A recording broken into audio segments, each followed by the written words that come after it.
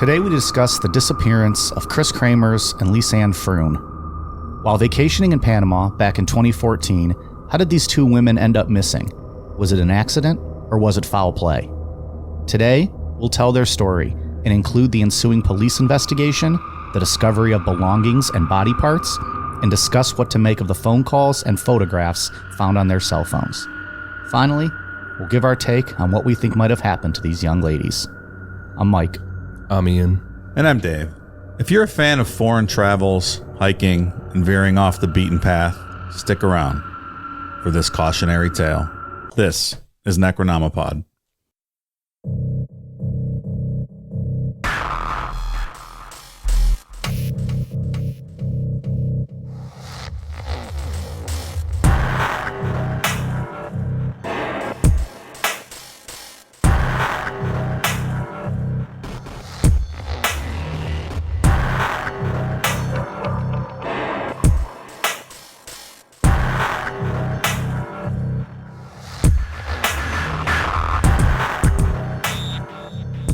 Back with one of these real fun missing people cases. They're interesting. They're sad, but they're very interesting. Our listeners seem to love them. The missing person and unexplained disappearance stuff, those get a lot of downloads. They do? We don't do them all the time because they get depressing. But what was the last one we did? Brandon Lawson and Lawson Brandon. Oh, yeah, we switched them up. Swanson and Lawson. Yeah. That's right. Remember, they were very similar. Yeah. And then didn't we do, who was the girl that was in her garden? Cindy James. Yeah, like an unexplained story type. People liked that one too. That one was nuts. I still don't know what to make of that one. I don't either. I talked myself in and out of that had everything. Theories. Yeah. That had a little bit of everything in it. I still don't know if that woman was actually being stalked and murdered or if she just did it all herself. I don't know. Who were the crazy neighbors that were like stalking her, always watching? Remember them?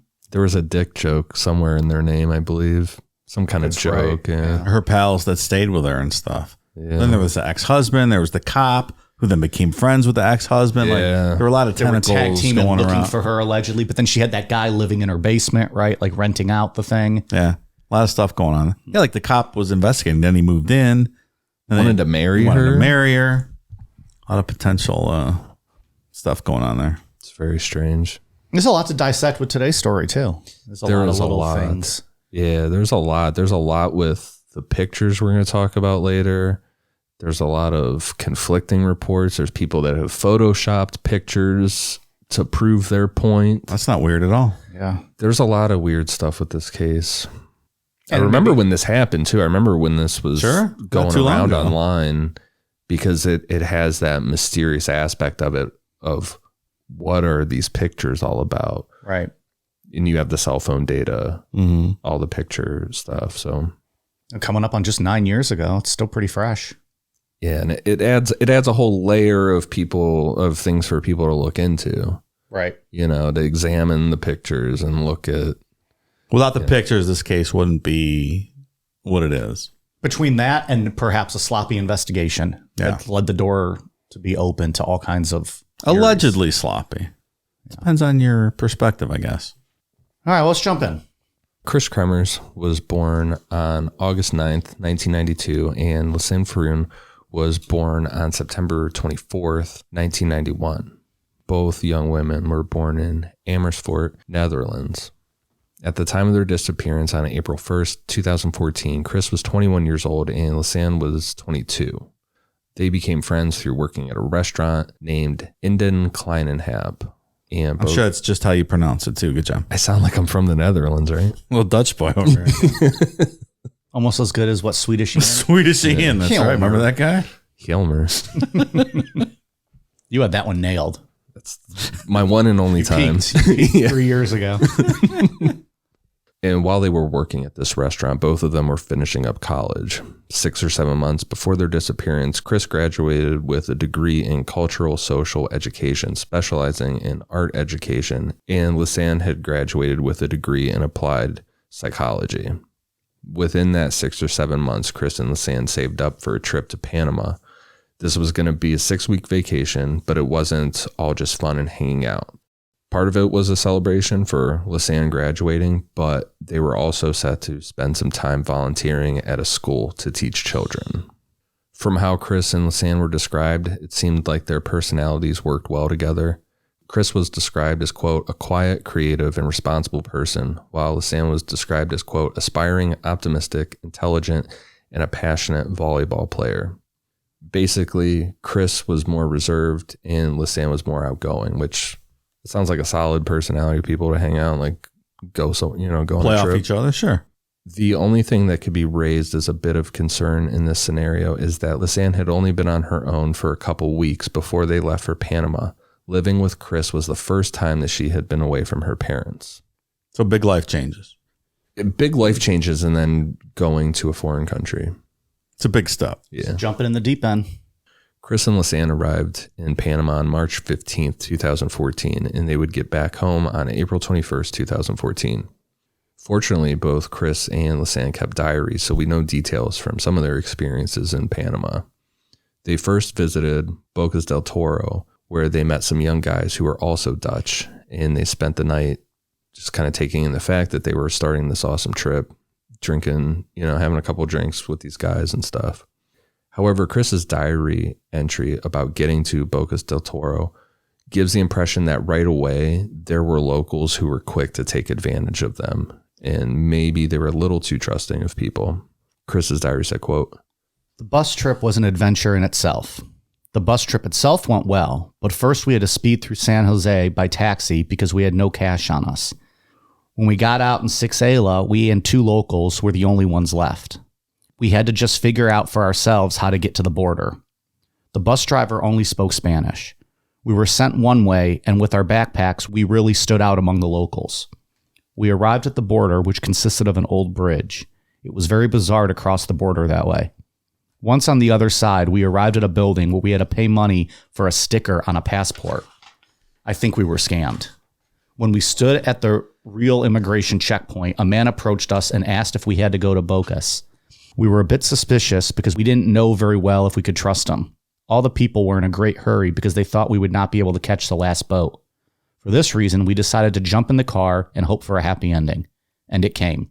After a hellish ride where the driver was driving so fast that I didn't even dare to look, we arrived at a small stepping stone for the boat to Bocas. After about half an hour, we finally arrived. Boy, I don't know. Going to a smaller town in Panama with no money and not speaking Spanish, it's not great. It gave me anxiety reading. I'm not sure what you expect, but, Easy prey. Yeah. If you don't know how things work in this country, you don't speak Spanish, you don't even have any cash, like that's not a great way to start a trip. Like that wouldn't be a great way for me to start a trip. And I'm like fucking, 36, 230 pounds, whatever. I would be taken advantage of. Sure. In this situation, we're talking about a 21 and 22-year-old, very petite girls, young women. Not good. I mean, we know I'm pretty fucking gullible with things. Sometimes it's easy to convince me of things sometimes. Like I was supposed to be mad at somebody recently or irritated and they made an Evil Dead reference. I'm like, oh, we're good now. Washed away. But this would never happen to you because you'd try to get here, but you'd end up in like Halifax, Nova Scotia. Yeah, I'd be on the whole other side of the world. And up there, they'd be kind to you. Hello, is this Panama? But like I could see myself just getting there and be like, oh, yeah, sure thing, whatever. Yeah. Come on, get in the car. We're going for a ride. If they had like an Evil Dead bumper sticker, you're in. Yeah, I'm like, all right, let's go. Hold this bag of 10 kilos of cocaine. We'll walk across that bridge. It'll be all right. Sure. It's just a culture shock, and it's not. And even more so for them coming from the Netherlands. Yeah. It's not a good setup right from the get-go. No. 2 weeks into their trip on March 29th, they arrived at Boquete, which is a small mountain town in Panama. The last census in 2008 had it at 19,000 people, so it's pretty small. It was here that Kris and Lisanne would be volunteering at the Aurora Children's School. When they showed up, the staff of the school blindsided them by saying that they could not volunteer that week. The head of the school didn't have time to get them set up with what they would be doing to help out despite an email that was sent 3 days earlier by the school confirming that Kris and Lisanne would be volunteering that week. They pretty much said, we don't need any volunteers.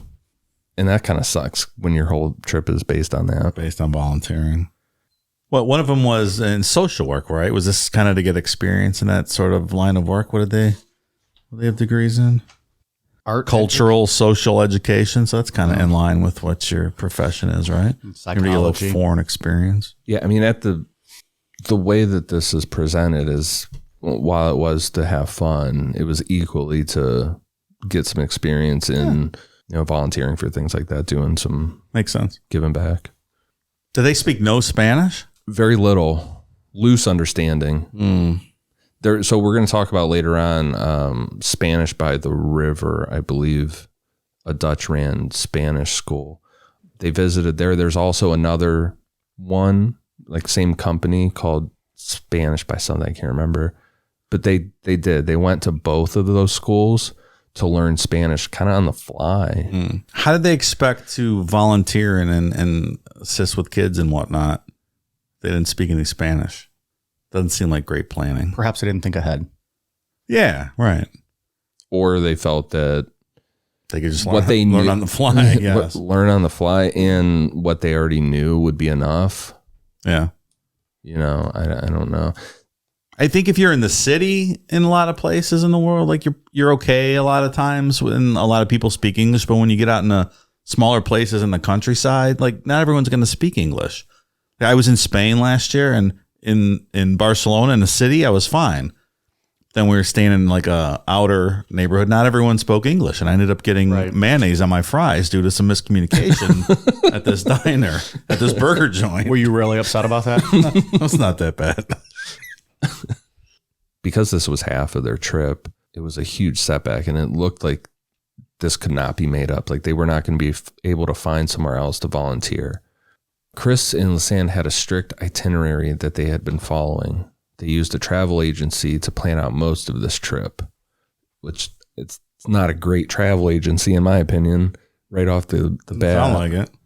While they were trying to figure out where else they could volunteer, Kris and Lisanne got in contact with a woman named Miriam Guerra. Miriam ran a boarding house in Baclet that mainly was for students, and she gave a room to Kris and Lisanne. On March 30th, Miriam brought Kris and Lisanne breakfast, and they told Miriam that they were going to go out and explore the area a bit. They ended up finding a Dutch-ran school to learn Spanish by the River. There was another one that they attended for a bit, as soon as they landed from their trip, pretty much, or landed in Panama for their trip, which was only a couple houses down from Miriam's. Between March 30th and April 1st, Kris and Lisanne visited Spanish by the River multiple times to use the school's Wi-Fi. Pretty quick, they found that finding that volunteer work pretty much was not going to happen. So Kris and Lisanne started making plans for the first week of April. Stuff like climbing a local volcano, visiting a local coffee plantation, and a strawberry farm. However, they didn't have plans on Tuesday, April 1st, so they walked around Baclet to find something to do. I'm just making it up as they go now. Time to kill. Yeah, right. There can't be that much to do there. And there is tourist stuff that goes on, there is tourism somewhat in that area. So there was things that they could do, guided tours, which all of those things would be guided. Like the volcano thing was going to be guided. You guys big strawberry fans? Would you go to a strawberry farm? I'm I a would. huge strawberry fan, but I think like strawberries. It'd be fun to try it fresh like that. That would be cool. Right there from the farm. I eat those berries on the Metro Parks Trail all the time. You know what I'm talking about? No, I don't eat wild berries. No, I have not been. I've not been to the Metro Parks in a long time. That's that little bit of hillbilly in me How that I do do have.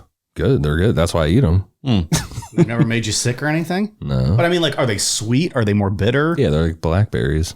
Okay. Oh, I love blackberries. Yeah. Big fan. All right. I know where the bushes are on that trail. I go out of my way. I go in there and grab some up, berries. He's got a hookup if you want. He'll take you back to the woods. Pick mushrooms too while you're down there? Yeah, I don't eat anything in the wild. No, thank you. I'll grab some blackberries. I'm right. I get some at the store. They're okay. They know what kind of species to pick. So if there was a tree that like was just like spewed out mayonnaise, you wouldn't go give it a try? Oh, a mayo tree. Oh. Use too much mayo. They're like, mayo doesn't grow on trees. You're like, it does in my house. Look at this mayo tree I have. The fucking Metro Parks, pal. We got berries, mushrooms, and mayo trees. I would love a mayo tree. One of the greatest things on earth. Just tap it like a maple tree. Oh, man, that's great. It's a great idea. That's cool how people can tap a maple tree and just get served the so good right off the tap. I think we've talked about this before, and I only thought I was talking about syrup. Like, I'm not a fan, really, of French toast, waffles, pancakes. Like, if I'm breakfast, I want the meats and the eggs and stuff. But for whatever reason, recently, I've been craving pancakes. I haven't had them, and I probably won't. It'll just go away, but... I like French toast. I don't like pancakes. Like, they're all okay. Waffles, pancakes, French toast. But I would never go out of my way to order that. Like, it's just not something I ever request. But they're all okay. Like, they're good when you get it. Like, a stuffed French toast could be all right. Love French toast. Yeah. Anyways. So from here on out, there's a lot of conflicting reports. Like we said in the beginning, there's people that have even gone as far to Photoshop pictures in this. Weird. It's really weird. It's very odd. It's like the John Bonet people that are so dead set on something that they go out of their way to be nasty to people online or just kind of make up. It's like cops planting evidence because they think they know they really did it, and by any means necessary, they're going to convict them. Yeah. Right. Except you're not even a trained law enforcement. You're some troll sitting online who's photoshopping a photo. But like, do they think they're going to get away with it? Like, they're the only person in the world who ever discovered that photo, and like, oh, this is going to solve the case. Like, nobody takes them seriously online. Yeah, that shit gets out of hand. Like, really gets out of hand. Like, I'm not saying it's okay when police do it. I'm just saying if you're a troll online, like, it's meaningless. It's all for nothing. Living in a fantasy world where That's a good point. So obsessed with wanting to solve this that you're just making shit up. People latch on to cases like this, and which is okay if you're they into try to it. become an expert. Yeah. That's the argument with like Bigfoot people and stuff, right? It's like you believe in Bigfoot so much that you hoax something to get more spotlight. That's right. On the subject. Exactly. Same thing. Yeah. Didn't we talk about a case recently where somebody, like a high schooler or college kid, wrote a paper and discovered new evidence that he brought to the police? Like, that's great work. Like, if you're investigating it on your own and like researching it, that's cool. Don't make shit up. Oh, yeah. What case was that, Mike? I can't remember what that was. I can't remember either. But we did talk about that, right? Like, somebody was writing like a term paper or something. Oh, it was on Patreon. It was the USS Indianapolis. Is that what it was? Everything was being blamed on the captain. And then that, he got that guy back in the good graces. Yeah, and then that kid did Cleared a his whole book name. report and like researched the fuck out of it and cleared that captain's name, He had already 70, 80 years later or whatever. Did he commit suicide? The captain Did, Like yeah. in the 60s, he killed himself. So that's what it was. Like, that's good work. Yeah. Patreon.com. /Necronomicon. It's got all the good stuff. I didn't remember that was from Patreon. That was an accidental plug. Good segue, fella. Eventually, they decided on hiking on the Pianista Trail, which goes through the jungle. I saw some reports saying that you absolutely need a local guide to do this trail, and others saying not really, that it's a really popular trail with tourists. Either way, Kris and Lisanne opted out of a guide. It's been reported that they were trying to save money. A local guide would have costed anywhere between $50 and $100 to take them on those trails. But regardless of what the reason was, they went alone. People at the Spanish by the River School said that a taxi picked up Kris and Lisanne at 1 p.m. And the taxi driver said he dropped them off at the trail at 1:40 p.m. However, the timestamp on their camera suggests that Kris and Lisanne started their hike at around 11 a.m. The camera in their phones are going to play a big part in the rest of the story. So just kind of get into that real quick. Lisanne brought a Canon SX270 HS digital camera with them on the trip.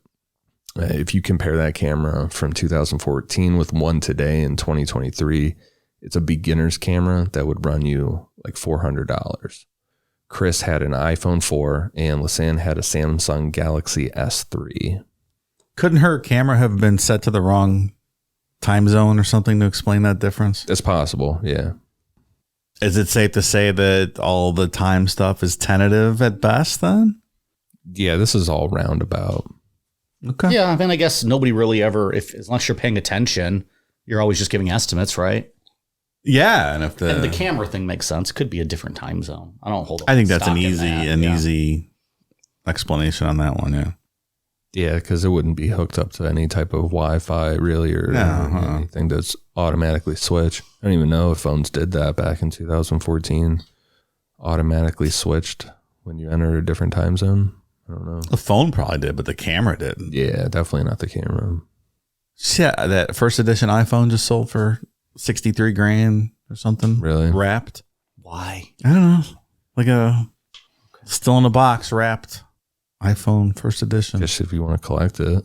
Should have bought a couple, put them in the closet, I guess. Should have bought a first edition Superman back in the 30s and put it in the closet too. But, you know. You should have, but you chose to buy what? Baseball cards that week. I was getting ready to be drafted in World War II, Mike, and I had other priorities. I had things on my mind. All right. I'd killed Nazis. Come on. Lisanne and Kris wore light clothing for this hike, shorts and a tank top, and they only brought a light backpack. That bag contained 2 pairs of sunglasses, $83 US, Lisanne's passport, a water bottle, Lisanne's camera, 2 bras, and their phones. No one knows for sure if they brought food with them, but it's safe to assume that they were expecting this to be a relatively short hike. There's some wrappers we'll talk about later, but as far as food knows, nobody knows what they would have brought with them if they brought anything. I wonder only one of their passports. I don't know. And I know one of their brothers has publicly said that he doesn't think that they brought any food with them at all. Okay. That whatever those wrappers are that we'll talk about in a little while did not belong to them, did not come from them. Okay, put that in your back pocket for later. Pull it out at the appropriate time. Stand by. At the beginning of the Penasta Trail, there was a restaurant, and it's reported that people at the restaurant told Kris and Lisanne that it was a really bad idea to go on that trail alone. Instead, it has been reported that Kris and Lisanne took a dog that hung out around the restaurant with them. That dog's name was Azul, meaning blue, and people thought that something was wrong when the dog came back without Kris and Lisanne. But it needs to be pointed out, we don't know for sure that this dog was with them on the hike. We don't even know if this fucking dog exists, to be completely honest. Like, this is just something that was said. There's a lot of different accounts here, whether this is something you're safe on, like you don't go on there without a guide, but then the other accounts are, yeah, there's tons of tourists on there. It's nothing. Be around tons of other people, completely safe. All we know is witnesses told news reporters, media, that there was this dog named Blue that went with them that hung out around the restaurant and went on this trip with them, or went on the walk with them. Which could be a very odd thing to make up. Because it doesn't really tell you anything. Yeah. It'd be odd to make that up. I'm not saying they didn't, but. And I don't even, who knows if the dog would have walked the whole trail with them. Did anybody ask the dog? I mean, maybe the dog just had fuck it halfway through and came back. Or around the corner even. Sure. And he was out fucking for the afternoon. He and came then to his came back senses. later. Yeah, he's like, I'm not doing a hike. Fuck this. Yeah. I'm I'm going to go fuck this poodle that got out of the yard. Yeah, right. What we do know is on Wednesday, April 2nd, Kris and Lisanne failed to show up for an 8 a.m. private guided tour that went around Bouclet, which raises a question. If they had a guided tour for Wednesday, why did they just go out on their own on Tuesday? The taxi driver says that he dropped them off there, but there is no one that actually saw them go on this hike. So it raises the first question. They already had paid for this for the next day. Mm-hmm. Why? Well, maybe that was just around the city and they just kind of stumbled into something to do for that day. Yeah, because they're still trying to fill that time. So maybe they had the tour for Wednesday and they're like, well, what the fuck are we going to do? Yeah. Let's go walk around and go on a hike. But you're right. You're backing into this later as to what they did on that day based on, I guess, some eyewitness accounts. Not very credible. Not very credible. Just not inconsistent. Yeah. Nobody. So you can't say proof positive that that's exactly what happened. Right. I mean, obviously we know that they did go on the trail. You know, spoiler alert, it's just kind of alluding to maybe someone followed them on the trail, and you don't know that. Maybe someone took them on the trail. Correct. Maybe they did find a guide, and this guide was had some ulterior motives. It's not like you're in a big like. It's not like they're in London where there's cameras everywhere, and you're getting all right here. We saw him go here. We saw him go here. We saw him go here. It's nothing like that. So according to witnesses around the restaurant, they knew something was off when the dog came back alone. And it's been reported that when evening hit and they weren't back at the boarding house, Miriam went out looking for them. However, in a different interview, Miriam said that she didn't know Kris and Lisanne never came home. That's two different, completely different things. Yeah, and she went as far as to say that she went up and left breakfast at their room and then went to her job. Like Miriam walked up, left the tray there, and then left. But then the other one says that she was out that night looking for them. On April 3rd, after Kris and Lisanne hadn't shown back up at Miriam's house, the police were notified that the young women were missing. At that point, their parents were informed that their daughters were missing, and a full-scale search was launched. On April 6th, their parents arrived in Panama along with police, dog units, and detectives from the Netherlands to search the jungle for 10 days. The parents offered a $30,000 reward for any information leading to the whereabouts of their daughters, but it turned up nothing. I read that swamped police, offering 30 grand in somewhere like Panama. They were just inundated with tips and this and that. It's probably how there's Took up a so lot of their much time. information in this story that's just inconsistent and different things. Sure. And that $83 that we talked about that was in their backpack and that ends up being found later on in the story, there were some questions as to this being an accident based on that money still being in the bag, that because of the area and poverty, that money would not be left. If someone did something to them, that money would not be left behind. Yeah, that makes sense. Also, I feel like a full 2 days for Miriam to report them being missing. I don't know. It's a lot, right? You don't know what she knew with a schedule, if she knew they were going out for a day. Yeah, I mean, it's a little weird, but maybe she thought like an overnighter or something. They might be gone for a couple of days or exploring. I guess. Was their plan to come back? Like, I don't know. It's weird that two different statements, completely different. Yeah, it's not her responsibility, I guess. So maybe that's not fair. Just because you rent someone a room, you're not responsible for keeping tabs on them. Right, you never know. No. Maybe they ended up having fun somewhere and got a room there because they stayed late. Maybe. I agree. Miriam also said that, I believe it was Lisanne, was talking about having a sore throat. There's reports that Miriam was under the impression that one of them was sick, and she didn't think that they would have went on this hike because one of them wasn't feeling well. It's just a report, though. It's a news outlet just reporting on something. Also trying to draw up news. Right. So many variables in cases like this. It's really hard to discern what's real and what's not. Yeah, even the ones that appear pretty straightforward are difficult, let alone something like this. That's right, yeah. And could one of those small details that you're not even thinking about have been a major contributing factor that you're not even considering? It's just impossible to think through all the scenarios with things like this. 10 weeks later, on June 11th, 2014, a local woman named Irma Mirando found Lisanne's backpack, but didn't hand it over to the police until June 13th or June 14th. That's a little... Okay. It's a little debated on what day the police actually got that. Irma and her husband, Luis Intencio, found the backpack near a rice paddy, stuck in between a rock and the river on the bank of the River Calabre, near the village of Alto Romero.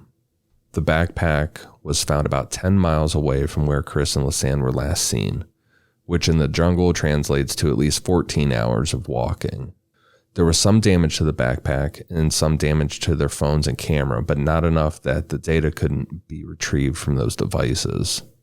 This led police to believe that Kris and Lisanne had made it somewhat close to where the backpack was found and didn't travel downriver very long. The police report says, quote, "Although the damage of the backpack, scratches and abrasions, is consistent with traveling in a river and rocks, the damage is very light and probably not consistent with the travel of many kilometers in a wild river." I don't know. That's very vague. that statement. Consistent with going in the river, but not too far down the river. Right? Yeah. Am I reading that wrong? Like if it would have went down the river longer, there would have been a lot more scratches and abrasions on the backpack. I guess he's saying. I think what they're saying is if someone fell in the river and they were bouncing off of rocks, heading 10 miles down the river, it would have sustained a lot more damage than it did. Yeah, that makes, I mean. Is that accurate? I think I understand what he's saying, I think. So then it would imply that one of them would have died relatively close to where the backpack was found, or someone ditched it there. Yes. Because it was found so far away. A 14-hour walk's pretty far through the jungle. Or 10 miles through the jungle is pretty far. Yeah, they didn't fall in 10 miles upstream. And Case closed. thanks for solving this, Mike. I mean, I just read the quote, but I'll take credit. There were 13 samples taken from the straps, zippers, and edges of the backpack for DNA testing. Out of those samples, 3 of them had DNA. The DNA belonged to multiple people, including at least 2 different women and 1 man, but they never matched those to anyone. Oddly, neither Kris nor Lisanne's DNA was found on the backpack. Police were able to lift fingerprints off of some of the items, and they were able to get as many as 34 different fingerprints. 13 on the backpack, 12 on the phones and the camera, as well as 6 different ones on the bras. However, it was revealed later on that none of the investigators ever wore gloves when they handled this evidence. So the fingerprints probably belonged to whoever was touching all that stuff. Come on. That's what I was getting into earlier, Dave, with the investigation. Like, if that's true, that's pretty big. Just reach in bare hand, like, let me check out that phone. Here, pass it off to you. What is this, the John Bonet investigation? Were Boulder cops on scene in Panama processing the evidence? Maybe Panama police, their training videos were the John Bonet Ramsey investigation. This episode is sponsored by BetterHelp. Have you ever lost a job, had a bad breakup, or simply just felt stuck in life? Ever wish life came with a user manual, much like our cars or appliances do? Wouldn't that be great? Lost your job? Turn to page 63. Just got dumped? Turn to page 32. Feeling depressed? That'll be on page 104. Unfortunately, it's not that simple. However, BetterHelp Online Therapy is basically the next best thing. So the next time you're feeling stuck, why not check them out? BetterHelp therapists are trained to help you figure out the cause of challenging emotions and learn productive coping skills, which makes therapy the closest thing to a guided tour of the complex engine called you. BetterHelp has connected over 3 million people with licensed therapists. It's convenient and accessible anywhere, all done online. Therapy can have many benefits, be it learning new coping skills, self-empowerment, dealing with trauma, or even having a clearer mind. Look, everyone deserves to feel their best, and BetterHelp makes it easier to get started. They're the world's largest therapy service and offer all the benefits of in-person therapy, but are more convenient, accessible, and more affordable. After filling out a brief questionnaire, you'll be matched with a therapist, and from there, if things aren't clicking, you can easily switch to a new therapist whenever you'd like. It couldn't be simpler. No waiting rooms, no traffic, no endless searching for the right therapist. So get unstuck with BetterHelp. Learn more and save 10% off your first month at betterhelp.com/necro. Again, that's BetterHelp, HELP.com/necro. Getting into the data pulled from their cell phones, remember their hike probably started somewhere around 1:40 p.m. Around 4:39 p.m., a call was placed to 112 emergency services. Then about 10 minutes later, another call was placed to 112. 112 is the Dutch emergency number, and it's used in some countries outside of the EU. In some countries, 112 will automatically switch you through to the emergency number of the country that you're in, and this is true for Panama.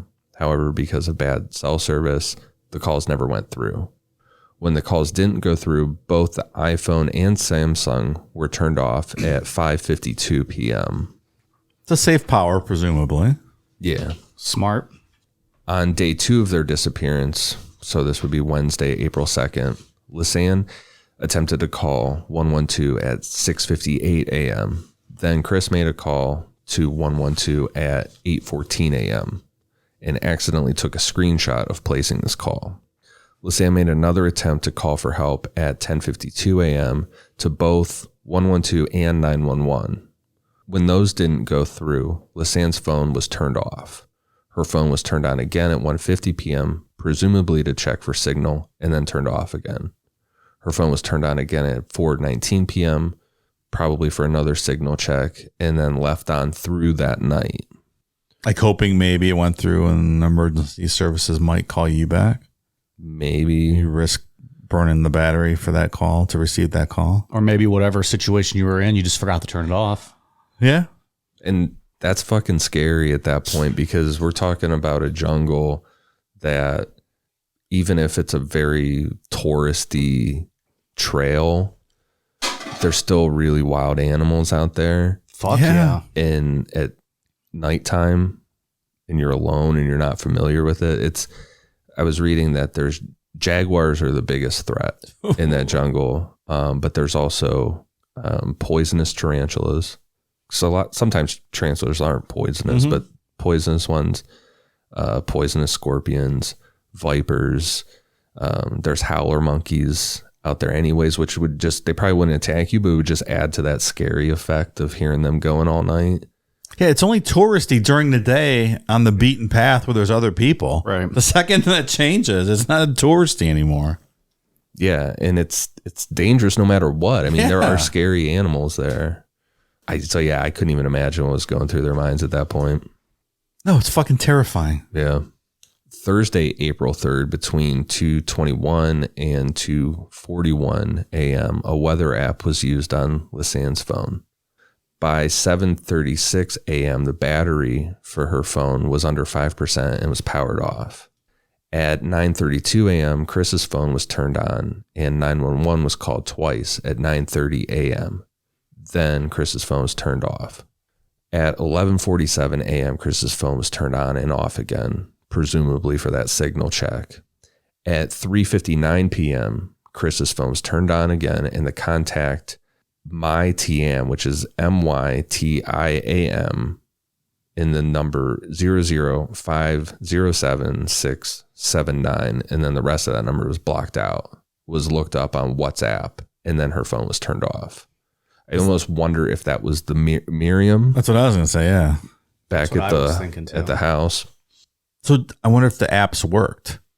Can you hit the contact on WhatsApp without actually having a WhatsApp signal or the weather signal? It would probably still register you tried to use the app. Doesn't necessarily mean maybe that you had a cell signal. Like she hit search, doesn't mean it got results. Yeah. You can probably type it in. Yeah. And I don't know if that's the difference, if that's something that an iPhone would show a log for or not. I mean, Isn't WhatsApp like a texting thing? yeah, it's like one of those burner text things. They use a lot overseas, a lot more WhatsApp. On day 4, so that would be April 4th, Lisanne's phone was turned on and back off at 4:50 a.m. for a signal check.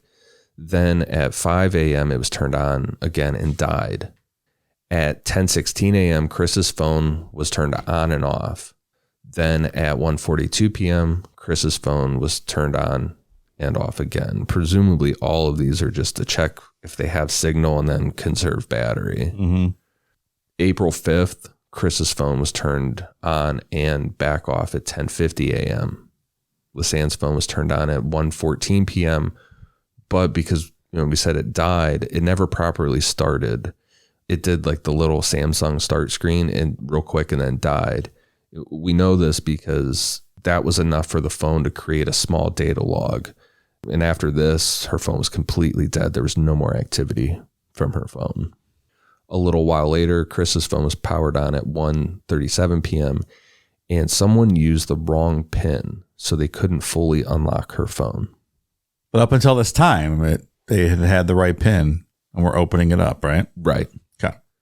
April 6th, Kris's phone was turned on and off at 10:26 a.m. and 1:37 p.m. Both times the wrong PIN was used, so the phone couldn't be fully unlocked. Then we go to April 11th, so 5 days with no cell phone activity. Kris's phone was turned on at 10:51 a.m. to check for signal, and again the wrong PIN was used. At 11:56 a.m., Kris's phone was turned off and was never turned on again. This wasn't because the phone died. The iPhone data recorded that her battery was at 22% when it was turned off this time. Regarding the wrong PIN being used, the official NFI report says, quote, "The iPhone from Kris has to be unlocked every time with a 4-digit security code, which is 0556. And then afterwards, the SIM PIN code has to be entered. From April 1st to April 5th, the telephone is consistently activated and turned on by entering both codes correctly. The investigator from the NFI concluded that the iPhone therefore had to be in Kris's possession between April 1st and April 5th, until the morning of April 5th, in fact. However, from 1:37 p.m. on April 5th onward, the iPhone is activated 4 times without or by entering the wrong PIN code. On April 6th, for instance, at 10:25 a.m. and 1:37 p.m. But there are in fact purposeful actions made, such as the swiping of the telephone screen and the opening of its control panel. The NFI investigator concluded literally that he cannot think of any technical reasons for this to have happened, but that he in fact believes that the reason for this changing of the login pattern is due to another person than the original owner trying to get access to the iPhone, a user who did not know the PIN code. Investigators believe it was a third person." How do you get into the control panel and do stuff if you don't have the PIN to get into the phone? So there's like a 2-layer thing. I see there's the extra SIM code on top of the iPhone code, meaning you could use the iPhone code and get in and do certain stuff, but you couldn't make calls or like anything that required a SIM card without that additional code. Right. Like you couldn't access the call capabilities of the phone unless you had that PIN So you number could as well. go into the control panel or something. And okay. Right. But you couldn't actually operate the phone features of it without that SIM PIN. Do we think it's possible she was trying to do something with her phone and changed the login code by mistake and couldn't remember it? My first thought with this is that something happened to Kris. Mm-hmm. Maybe she fell and died. Something happened to her. And Lisanne, her phone was dead. Now she has the iPhone and she's trying the PIN to get it to work to make a phone call because her phone's dead. The iPhone's still there, but she can't figure out what the PIN is. Yeah. There's some reports with this that investigators were able to see that the SIM PIN itself was tried 77 times and failed. Like it wasn't like, oh, I tried the PIN and then quit before and turned it off after one try. Someone was repeatedly sitting there, like trying multiple times when they had it on to figure out that PIN. That makes more sense than a third person. To me, initially, that sounds like Lisanne is sitting there, like trying to figure this out. But their report immediately says third person. It doesn't even mention the fact that it could have been one of them. And they were basing that on how the swiping would have gone on the phone to get to that screen and things. But if you didn't know how to work an iPhone, you would be just like a third person, right? And one of them Lisanne had, the other girl had the Galaxy. Could be just as, could be showing the same swipes and patterns as any third person could have been. So I think that makes a lot of sense. If you gave me a Samsung phone now, like I wouldn't know what to hit or what to do. You just start I wouldn't swiping either. and hitting things and hoping a screen. I'm like, Android. Yeah, I wouldn't know what the hell to do, let alone in some kind of horrible, tragic situation. When you're panicked and maybe in shock and who knows what else. Possibly. I mean, And I would call myself an asshole just like I do anyone else when I see the green bubble in a text message. And that's it for the phone data timeline. And that leaves a lot of questions about April 7th, 8th, 9th, and 10th, because there's no cell phone activity at that day. And then all of a sudden, Kris's phone pops back up on the 11th, trying to... That gap is interesting. It's a long gap. It's a very long gap. To be in the jungle with no food. You have water. It's fresh water, right? Yeah. Plenty of water, I would think. You go a long time without eating. Yeah, what is it, like a couple weeks, right? At least, yeah. I think it's at least 2 weeks. At least a month. You go a month without eating, right? but it's just weird that there's that 5-day. Yeah, what's that gap? What's she doing?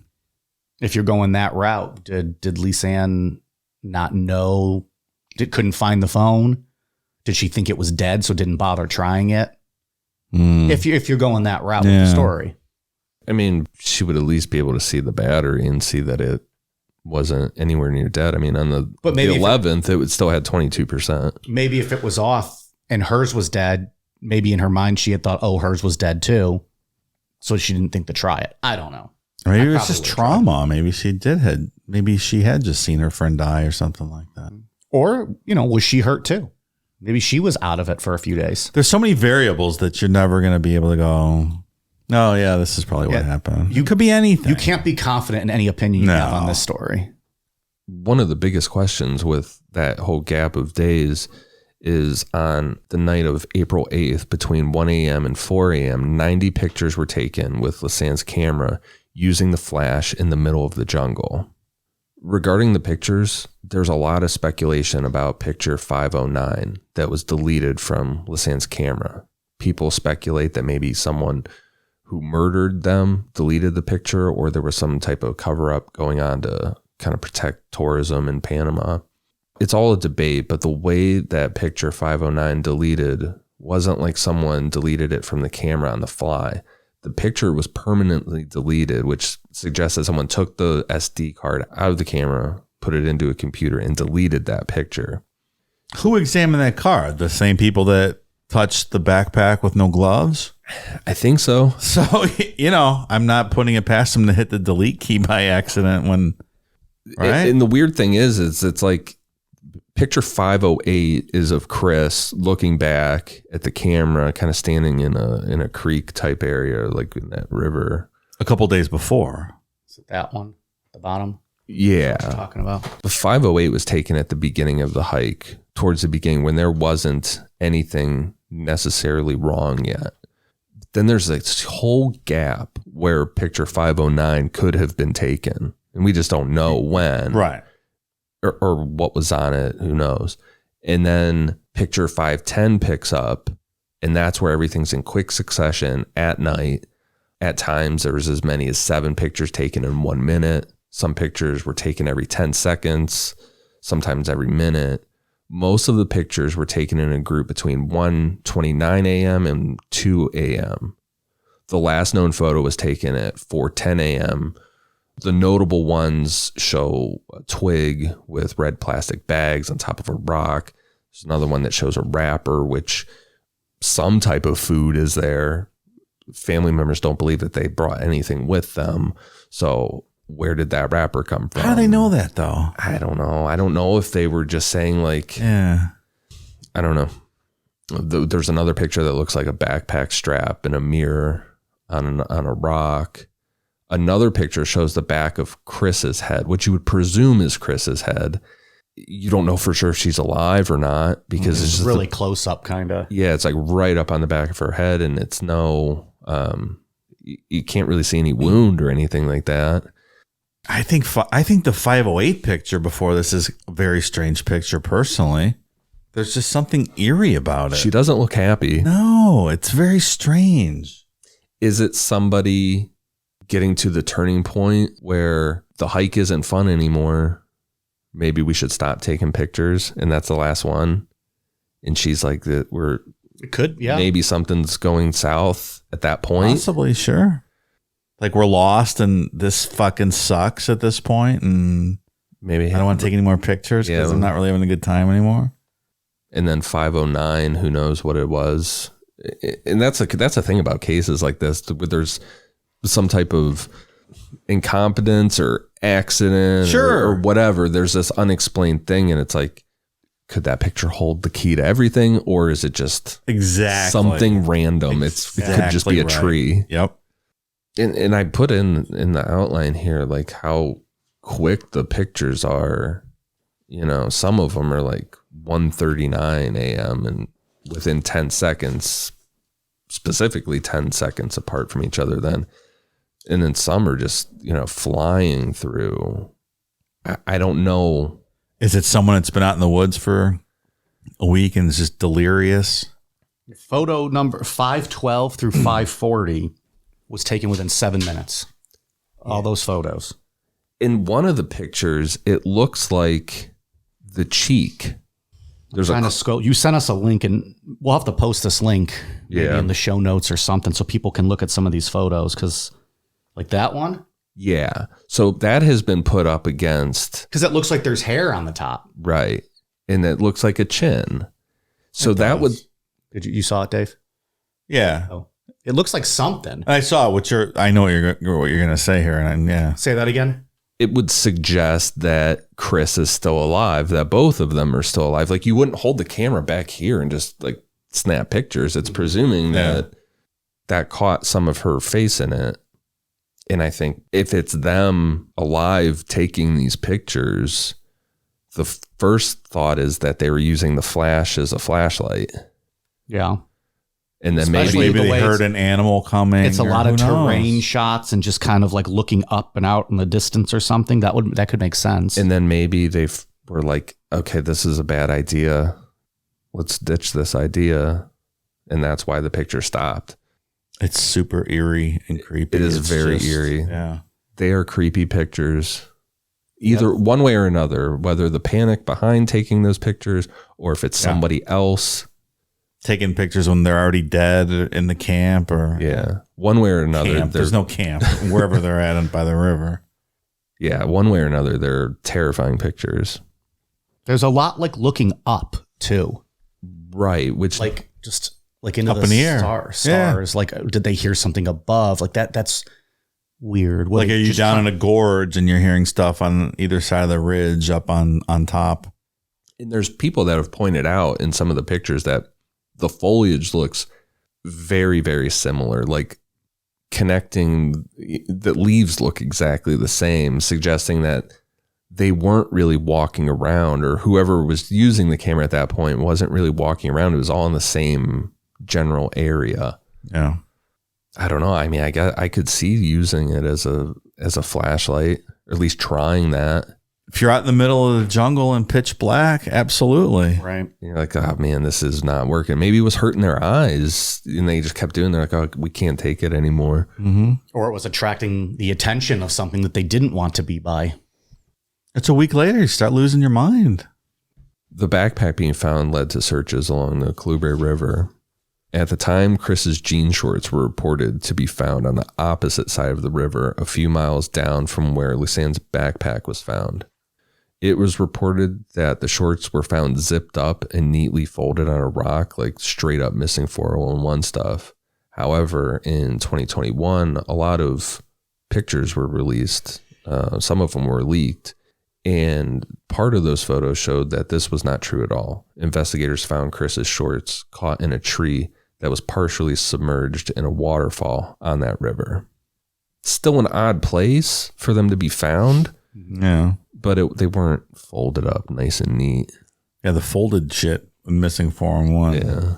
That changes. That's just too much. The whole story. It's just absolutely too much. Someone was going into business for themselves, making up that detail, trying to get some missing 401 stuff going. 2 months later, closer to where the backpack was found, investigators found Lisanne's boot with her foot still inside and her pelvis. Not long after, a total of 33 bones in various conditions were found.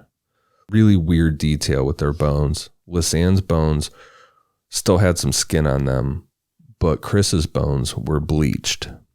Like literally bleached? Literally bleached. Is there anything in nature that could account for that? I don't know if like the sun could, but why would hers be bleached and not Lisanne's? I don't know. I saw some reports saying that it was like bones could be bleached like that using lime. But I don't know for sure. It's weird for sure, yeah. Like what's the terrain like? Did one die in one spot up a couple miles away? One died here, so different things happen to them based on the environment. Like, can you rule out anything but human intervention? I guess would be the question. Well, it's tough with that one. And who are the same people that didn't know how to wear gloves when they DNA'd or when they fingerprinted a backpack, the same people that determined that it was bleached? Like when one part of the investigation is suspicious, I automatically view the whole thing as suspicious. Sure, you can't just pick and choose. Yeah. A Panamanian anthropologist later said, quote, "There are no discernible scratches of any kind on the bones, neither of natural nor cultural origin. There are no marks on the bones at all," which is super weird because there were some full smaller bones, fragments, but all of them were completely just clean. Yeah, that is weird. Yeah, I don't understand. If they died out there based on injuries, you have to assume that wild animals would have got to them. And there would be at least some scratches, right? Yeah, there is no cause of death known in this case. Yeah.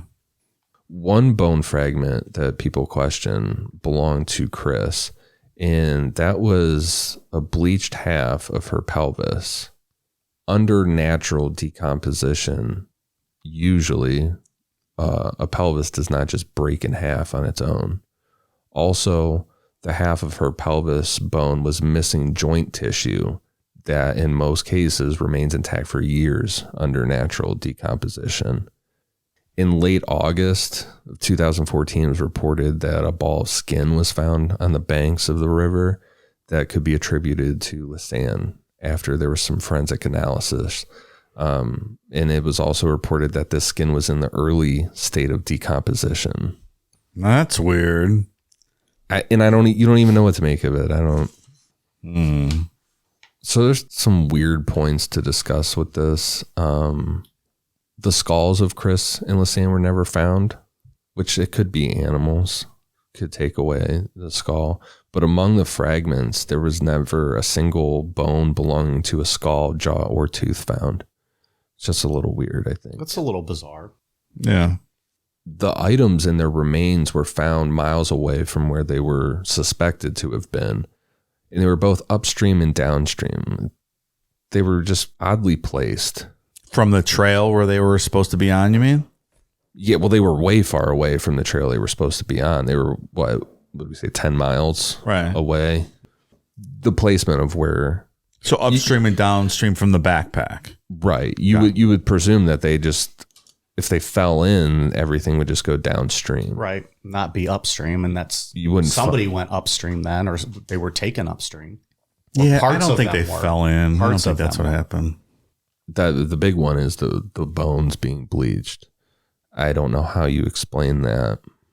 I could find no explanation online as to why that would have happened to hers and not Lisanne's. It's just kind of like a detail, like, oh yeah, her bones were bleached, and then move on to the other. You're like, wait, what? Like, how do you explain? Like, the explanation can't be that someone murdered them in there and hiked out of the jungle with their bones and bleached them and brought them back, or that they had the capability to bleach them on site. It just doesn't. There's no plausible scenario that someone did that. But it's been done. It was determined that they were. Is that a blanket statement? What does bleached mean, though? It doesn't mean someone soaked it in bleach. That's not literally what it means, right? Like I'm taking it as like if you spill bleach on your shirt, it makes like that. It bleaches your shirt. Like the same thing as bones. Natural color has been. Yeah, like there's no flesh left on it or anything. It's just bleached. Perfectly clean, bright, bleached bone. Yeah. But is there any explanation in nature to account for that, I guess, is my main question. So you can bleach bones with a mixture of hydrogen peroxide and water. That's the most natural way to accomplish it without lime or just straight up bleach. That's how I used to bleach my hair in high school, a little hydrogen peroxide. If they were murdered, the only thing I could think of is that someone came back with lime and tried to cover up something. Okay. Maybe. But only for one of them? Maybe they were like, some of them? Maybe it was like, oh, this is tough. Fuck it. They're in the jungle. And they were separated, so maybe they only found some of the bones when they came back? You know, given that 5-day missing, and then we suspected maybe Lisanne had the phone, maybe Kris was abducted. Lisanne wasn't at the time, like hidden or something.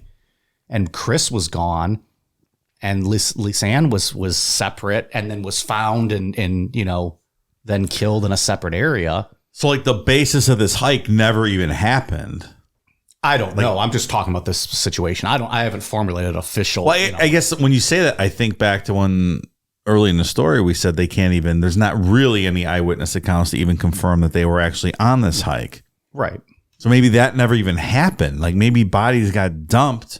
Well, they from had somewhere else. There were pictures of the hike in the beginning. Like they were on that That's trail. True. Yeah, they were there. They were on the trail. I think the biggest question is, did somebody follow them onto that trail? And then maybe if they did, maybe Lisanne kind of ran away and Kris was caught first.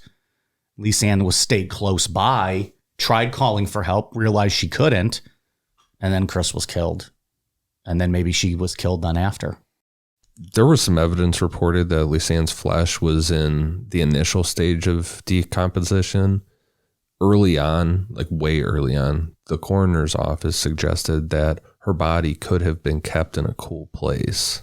Well, that's a whole other thing. Yeah. That was like real early on, because after that, the Panamanian government was kind of like, hey, shut up, pal.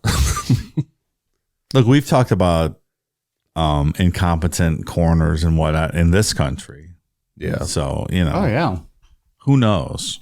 Well, remember Fahmy Malik from the Boys on the Tracks one? Yeah, in Arkansas. Right. That one guy fucking had his head cut off, and he said he died from an ulcer. So, and then the cats ate his neck, right? Isn't that what he said? Well, when his head was found, then he came back and said that his dog had eaten his head and regurgitated it. Whole. Yeah, whole. Yeah. I swear it's my finest appointment as governor. That guy, a stand-up guy. I forgot that. What was his name? Rami Malek. The guy that played Freddie Mercury in that Queen movie. Love that guy. What was the guy's name? Fahmy Malik. Fahmy Malik. Sorry. Not Rami, Fahmy. Close enough. It counts. Different guy. Still loved him in that Queen movie. Bone fragments from additional people were found in the same area.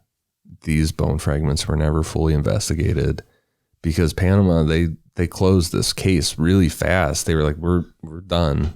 Yeah, the additional bones, I don't even know what to make of that. It's weird. They're just like, no, we're done. We're closing this one. There's a lot of people that think that they wanted nothing to do with this and get it closed because of a hit to their tourism. Sure. And it gained a lot of attraction because of the internet. It was reported that a photo of two foreigners, a brunette and a redhead woman, possibly Kris and Lisanne, showed up on the phone of a gang member who had been drowned 4 days after they disappeared. Well, that's something else then. Did they ever look at the photos? Like, what kind of photos were This they? is just what's reported in the news. Kris have blonde hair? Reddish. Reddish, blondish. Yeah. Like that strawberry blonde. And there's Twist. pictures of them hanging out with guys swimming. Mm-hmm. Did one of those guys follow them and do something? At some point they were lost and they were both trying to get help from their phone. They were dialing. Right. So did someone sit out there and just watch them for all this time? That's the thing. They weren't abducted right away, right? No. They were abducted. They weren't letting them try to use their phone. They were calling 112, which if it was locals, they would not know what 112 is. So it wasn't someone else using their phone. Right. That's out. That's off the table. That didn't happen. It was them At least with their early phone, on. at least for the first 4 days, trying to call what they thought was 911. Could they have 112 been abducted, though, and just for whatever reason still had their phones on them and were just trying to make quick calls when they could? I think it's more likely that one of them slipped or something off the side of the trail, sprained their ankle. Other one went to help. They couldn't get back up. Maybe it was a small hill. And they always teach you to walk downhill towards the stream to find other people. I think they probably got lost or someone got hurt. They couldn't continue. I don't know. I don't see any more. I think some girls got lost in a foreign country and they ended up dying. I don't really see And their anything bones more got than bleached. that. I can't explain the bleach stuff. But I'm also not trusting completely, the reports from the coroner or whoever in Panama because And I think that's true. But then I also question, what else don't we know about a horrific murder? What are they covering up? Yeah. They're just like, well, we don't want people to know you can get brutally killed. I don't here. think all the information is available here. I don't think it ever will be. I mean, there's still some pictures from this night, you know, that whole burst of pictures that have not been released to the public, which is very weird. Yeah. I mean, there's a solid chunk of these were just leaked and confirmed to be real using the metadata and stuff. Okay. So Panama is holding on to these pictures, at least some of them. It could be anything. Yeah, that's why I said it makes it hard to be confident in any opinion you have on this. That's right. Who the fuck knows? We're getting, maybe a quarter of this actual story here. Mm-hmm. What is like the online community think? Like from what you saw, Ian, like people all are over trying the to place put from together. what I was reading. Yeah, it's everybody has their own theory. But I mean, like when we go, like when we do the John Bonet one, like the most common answer is what people think Burke. The second would be like the mom, like that kind of stuff. Is there one like leading kind of theory with this, or is it not so much? It almost seems like half and half. Half think that this was all, they got lost. Like what you said, and someone slipped, got hurt. Right. The camera would have been them trying to use it as a flashlight. There's a few things I can't explain with that theory. They're like, what are these other bones that they found? Nobody can, because they're like, right. There's some additional pieces here. I'm suspicious of this whole bleaching thing. I don't know, but if we're talking about other bones from other people being found, maybe there's some serial killer gang activity going on in the area. But just them sitting there for 4 days, being able to use their phone and trying to call 911, just to me suggests that they got hurt and lost. Is there the possibility that they went on the hike, got lost, then it's a 4 day gap, right? 4 or 5 days, I think. Yeah.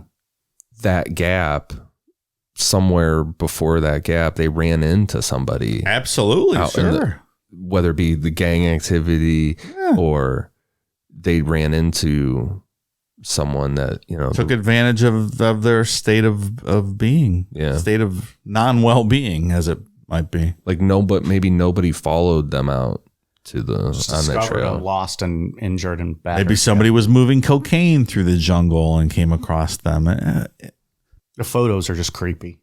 They are, yeah. That's the part that makes this creepy. Is the pictures. If you didn't have the pictures, then I don't think it. I agree.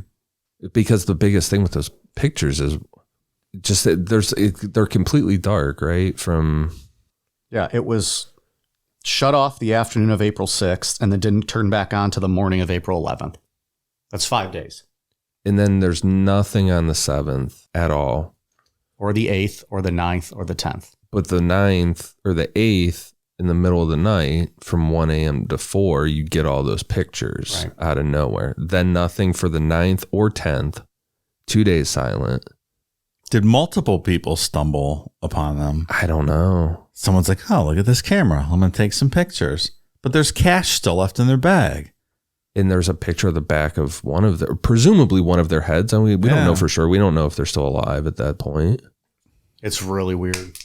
There's things that make sense, but then you can poke a hole in it.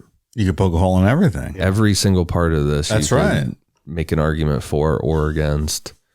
If I had to come up with something, I would. Well, you do. I think I would lean towards them running into somebody on that trail. Maybe multiple people were involved. On the trail, or possibly a couple days later, since they seem to be able to use their phones and try to call for help for 4 days. Yeah. So what I think is that they got lost, for real got lost. In those 4 days, they were trying to check their signal. Yep. And then on April 5th, they ran into somebody that took advantage of their situation. And then from April 5th through the 11th, that person was fucking around with the phone trying to actually get into the pin. Or somebody else was. Maybe somebody came across the bag Like you said, somebody, that Did they grab the money though? Yeah, that doesn't But make maybe sense. someone grabbed the phone and opened it, tried to open it to find out who it might belong to. Like, oh, I found this bag. There's a phone inside. Let me see if I can figure out where this is from. Did someone pick up the camera kind of in that same vein and didn't know how a camera worked and was just shot off a bunch of pictures? But then they would have had to put it back in the backpack when they were done because everything was found inside the backpack. Well, right. Maybe if they found the phone, they're like, oh, I can't open this. Fuck it. I'm putting it back. I'm getting out of here. We could be sitting here all night going down any one of these rabbit holes of like, well, this and this and this. I think initially somebody slipped or something happened. One of them sprained their ankle or broke their leg. The other one helped and they got lost. The amount of and for calls, 4 days we're trying to call 911, 112. What happened after that? I really don't know. I don't have a good answer. If the story would have ended on April 4th, then you would be like, okay, this was like if the cell phone activity ended on April 4th, right. There were no pictures, you'd be like, this is an accident. It stopped. But that delay, that couple days, no phone and just the camera and all those weird pictures. And no pin or using the wrong pin. Right. As soon as that starts, as soon as there's that signal check on April 5th at 1:37 p.m. when there's the wrong pin is used, I think there's some fuckery going on. I think there's an argument to be made that Lisanne was trying to figure out what the pin was in Kris's phone. I think there's an argument to be made there. Maybe sure, it's also possible, yeah. But that's definitely when a lot of the questions start popping up at that point. Right. From there on out, there's just a lot of like, what the fuck? I think that's where this ends. What the fuck? Yeah. I think there's something nefarious happened on April 5th. All right. Well. All right. Any other final thoughts or things to touch on with this? No, you could go around and around in circles, and there's some really good sites out there where people have dedicated a lot of time. People are really invested in trying to figure this out. Yeah. Yeah. Like some of those people could probably write a book with the amount of information they've compiled. Yeah. Just trying to figure out those pictures. And there's a book that was written by a couple of journalists that I found when I was looking this stuff up earlier this week from 2016. And I believe they got all the police investigation files and they worked with whoever's running the investigation for the Panamanian government. And they came to the conclusion that it was just an accident and they got lost and whatnot. I think I'm going to check that book out and see kind of what their evidence is and then how they come up with that. I can't tell you the name of the book right now, though, because I don't remember it. We'll do a follow-up on that because I'm going to read that book because I'm really curious. It's an interesting story. I looked it up. The name of that book is Lost in the Jungle by Marja West and Jürgen Schnoren.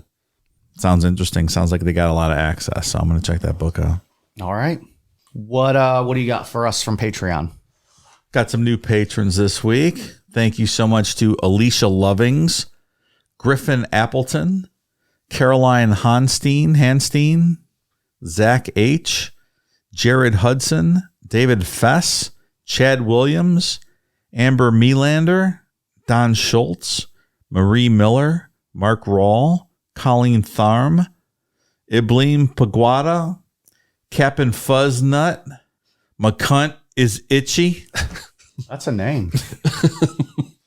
First name McCunt, last name is Itchy. It's pretty good. What were their parents thinking? Tanner Sterling, Gerardo Varela, Olive Coxenass. First name Olive, last name Coxenass. That one sounds familiar. That's a returning patron. Harris, Jared Klein, Lori Davis, Emily Germani, Tyler Campos, Mike Farber, Chance Remington, Paige Garcia, Dave loves Ian's Hairy Beaver. No, don't love that. Weird thing to say. Sarah Bubb, Nicholas Chekowitz, and F. Dave, Mary Ian, Kill Mike. Sorry, Mike, you did not make the cut on this last patron. That's okay. You'll get over it, I like though. the fact that they had to pay to say that. Thank you so much to new patrons. Ian, what do you got? For iTunes, I have one for Samantha Loves Dave. Hey, Samantha, where you been? How you doing? and Nurse Parker. Thank you guys for the awesome reviews. Anything else, Dave? I got a couple international shout outs this week. Mrs. Gabbett from Great Britain, Town CD from Canada, and Ina Lorak 2 from Great Britain. Thank you so much for the kind reviews. Good stuff. Patreon.com/Necronomipod. What else we got? Twitter, Facebook, Instagram, YouTube at Necronomipod. Amazon.com. Search Necronomipod for the merch. We've got a new shirt up there finally. Got that vintage Cool Down Beers shirt up on Amazon. Yeah. And then spring, too, we have merch there. The links to all that you could find on our social medias and on the website, necronomipod.com. We're everywhere. Getting there. Taking over Close. your town. All right. Thanks. All right, you guys ready for a cool down beer? Cheers.